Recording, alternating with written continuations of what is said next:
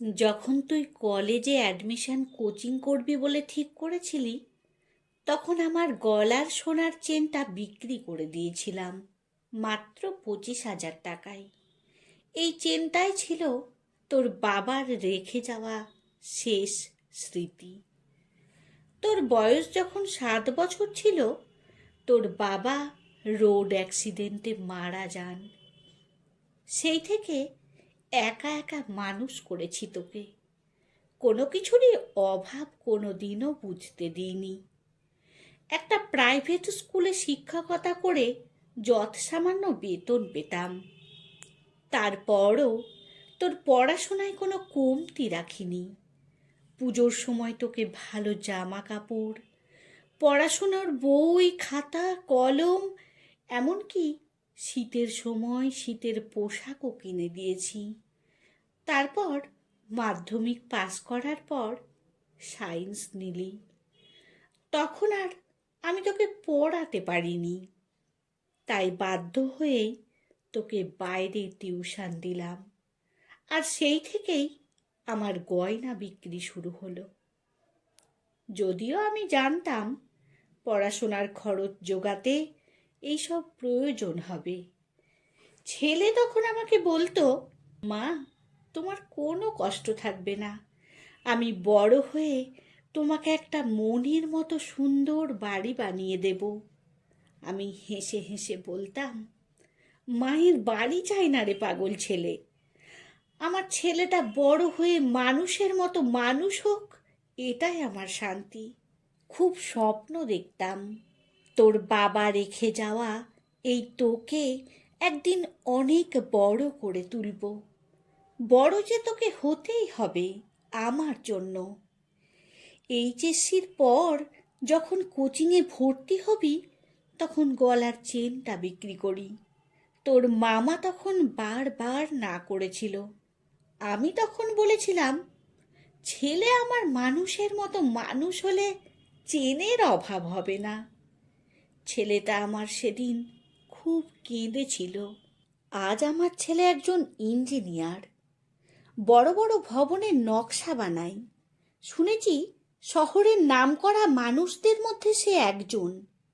গতকাল টিভিতে খবর দেখার সময় সেখানে ছেলেকে দেখলাম।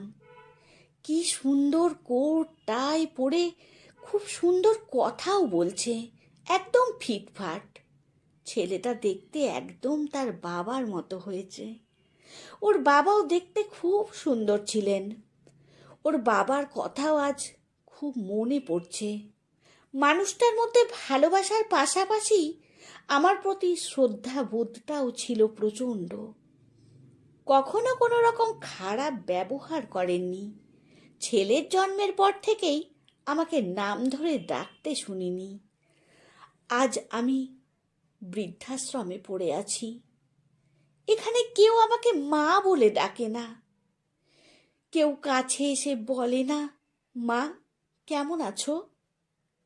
অসুস্থ হয়ে শুয়ে থাকলে ঔষধ এনে দেয় ঠিকই, তবে পাশে বসে কেউ একটু মনের সাহস জোগায় না কখনো। বলে না, মা তুমি একদম চিন্তা করো না, তুমি ঠিক সুস্থ হয়ে যাবে। আমার ছেলের মনে আমার সেই জায়গাটি আজ আর নেই। জায়গা নেই আলিশান ভবনেও। যখন তুই ছোট ছিলি, তখন আমার সাদা শাড়ি দেখে বলতিস, মা তোমাকে সাদা শাড়ি ভালো লাগে না, তুমি আর সাদা শাড়ি পরবে না, তুমি আজ থেকে রঙিন শাড়ি পরবে। লোকে তখন নানান কথা বলতো বলে তোকে বলতাম, যখন তুই বড় হবি, বড় চাকরি করবি, তখন আমি রঙিন শাড়ি পরব। খোকা, আজ তুই অনেক বড় হয়েছিস। আজ যদি তুই রঙিন শাড়ি এনে দিস, তাহলে এই সাদা থান ছেড়ে দিয়ে রঙিন স্বপ্ন নিয়ে বাঁচতাম। কিন্তু না রে খোকা, আজ আর আমার রঙিন শাড়ি চাই না। আজ এই সাদা থানের ভেতর থেকে ঈশ্বরের কাছে ঠাঁই হলে তবেই শান্তি। আমার শরীরটা একদম ভালো নেই রে খোকা। যখন তুই এই চিঠিটা হাতে পাবি তখন হয়তো আমি আর পৃথিবীতেই থাকবো না। সব সময় চাইবো তুই যেন ভালো থাকিস, তোর আশেপাশের মানুষজনকেও ভালো রাখিস। যদি তোর ব্যস্ত জীবনে কখনো সময় পাস তাহলে এই বৃদ্ধাশ্রমে এসে ঘুরে যাস। এখানকার মায়েদের কাছে জেনে নিস আমি কি চাইতাম, কিসে আমার সুখ ছিল। প্রতি রাতে ঘুমোবার আগে চোখকে শান্তি দিতে পারতাম না রে।